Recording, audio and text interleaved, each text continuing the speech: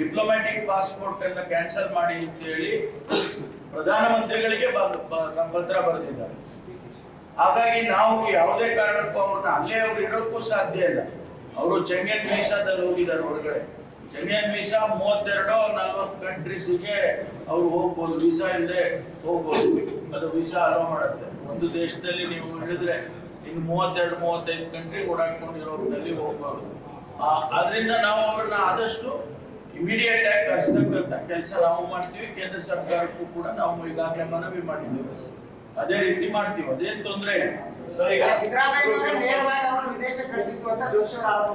ಹೇಳಿದ್ದೆಲ್ಲ ಹೇಳ್ತಾರ್ರಿ, ಅವರೆಲ್ಲ ಹೇಳ್ತಾರೆ, ಬಾಯಿಗೆ ಬಂದಿದ್ದು ಹೇಳ್ತಾರೆ, ಅದಕ್ಕೆಲ್ಲ ಉತ್ತರ ಕೊಡೋಣ. ಅಮಿತ್ ಶಾ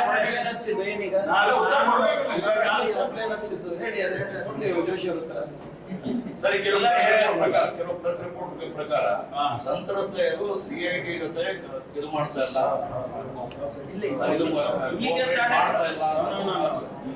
ಈಗ ತಾನೇ ಪ್ರಾರಂಭ ಮಾಡಿದ್ದಾರೆ. 2 ಜನ ಮಹಿಳೆಯರು ಕಂಪ್ಲೇಂಟ್ ಕೊಟ್ಟಿದ್ದಾರೆ. ಇನ್ನು ಬೇರೆಯವರಿಗೆ ನಾವು ಎಲ್ಲರನ್ನು ಕೂಡ ಅವ್ರನ್ನ ಮನವೊಲಿಸಿ ಅಥವಾ ಅವ್ರನ್ನ ಕೇಳಿಸ್ಕೊಟ್ಟು ಕಾನ್ಫಿಡೆನ್ಸ್ ಕೊಟ್ಟು ಅವ್ರಿಗೆ ಮಾಡ್ಬೇಕು. ಅದನ್ನ ಸಿಐಡಿನವ್ರು ಮಾಡ್ತಾರೆ.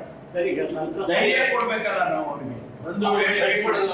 ಜಾಸ್ತಿ ಪ್ರೆಷರ್ ಹಾಕಿದ್ರೆ ನಾವು ಆತ್ಮಹತ್ಯೆ ಮಾಡ್ಕೊಡ್ತೀವಿ ಅಂತ SIT ಅವರಿಗೆ ಅವರು ಇದು ಹೇಳಿದ್ದಾರೆ ಅಂತ. ನಾವು ಪ್ರೆಷರ್ ಹಾಕೋ ಪ್ರಶ್ನೆ ಬರೋದಿಲ್ಲ.